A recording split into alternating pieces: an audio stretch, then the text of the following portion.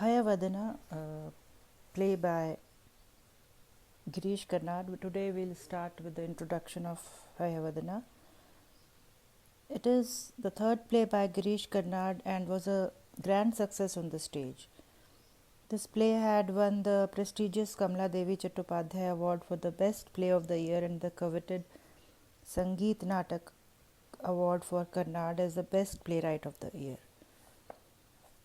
Rajendra Paul suggested Karnad to translate the play into English, and Karnad translated the play himself and published in Enact, which was edited by Paul in 1971.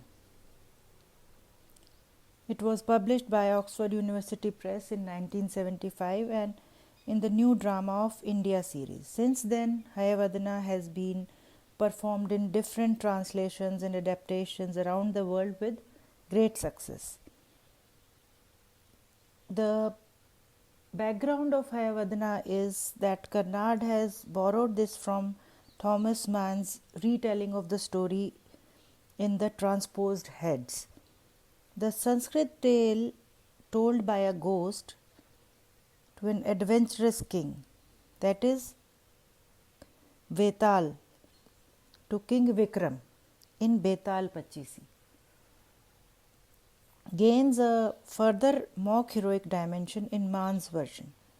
In the original piece poses a moral problem, while Mann uses it to ridicule the mechanical conception of life which differentiates between body and soul. He ridicules the philosophy which holds the head superior to the body. The human body, Mann argues, is a fit instrument for the fulfillment of human destiny. Even the transposition of heads will not liberate the protagonists from the psychological limits imposed by nature. Karnad's play poses a different problem, that of human identity in a world of tangled relationships.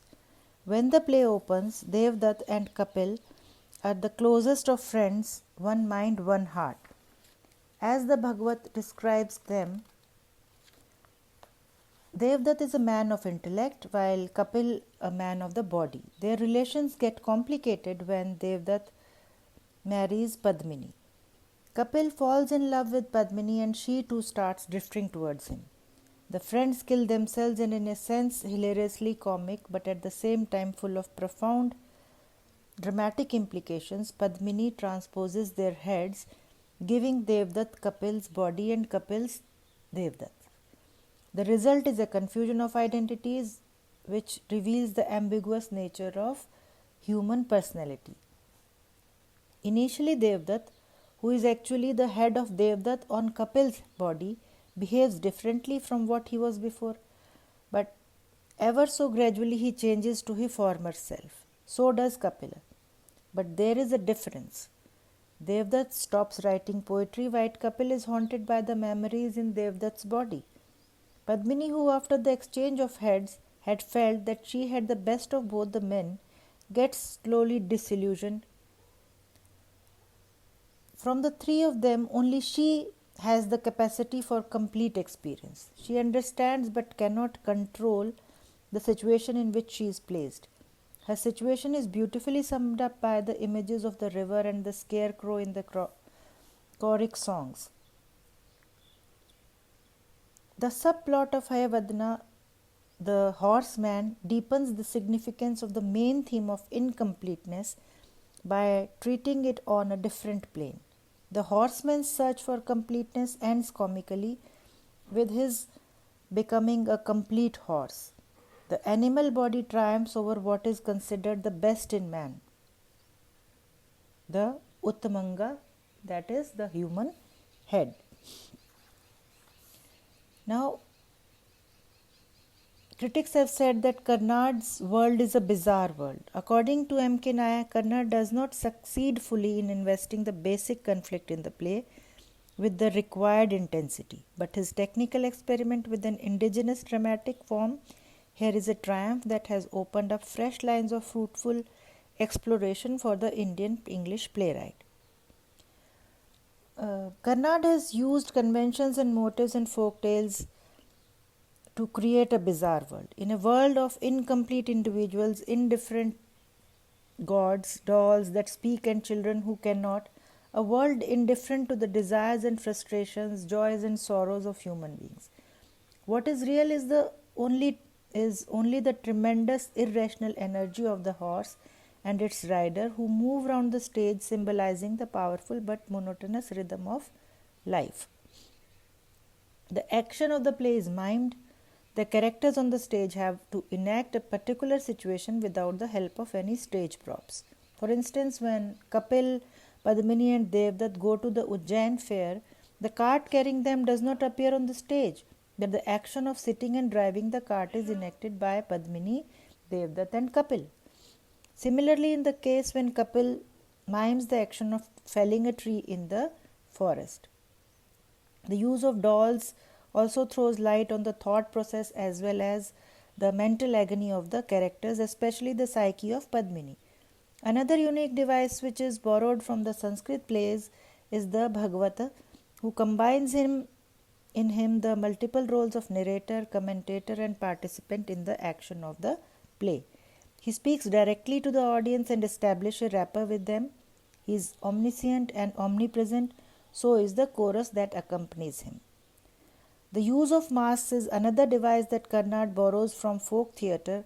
Kapil wears a dark mask and Devdutt a lighter, pale one.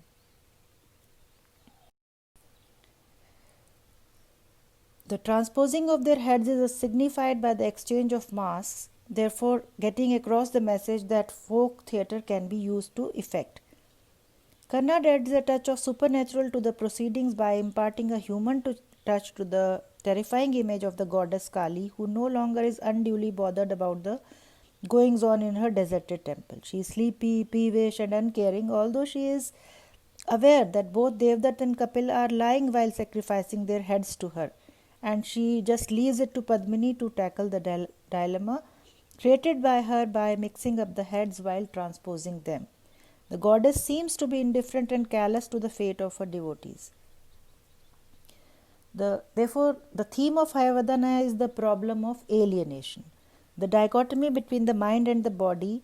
The play begins by invoking Lord Ganesh, who himself suffers from this alienation. He has an elephant hand with a single tusk on a distended human belly.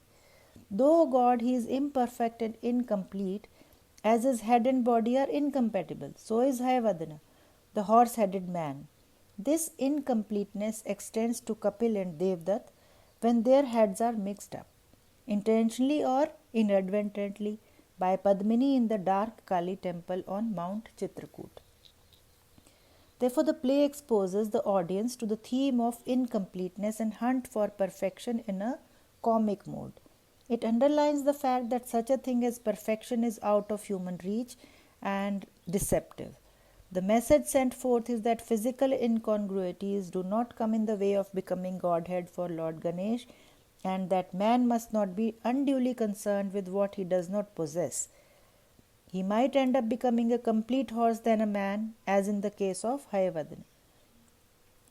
The play poses two problems, a moral and a philosophical one. The moral problem is the identity crisis after the transposition of the heads of Kapil and Devdutt by Padmini. Whose wife is she now? The philosophical problem is any individual who violates the moral code of conduct is bound to suffer, whether it be Hayavadana's mother or Padmini.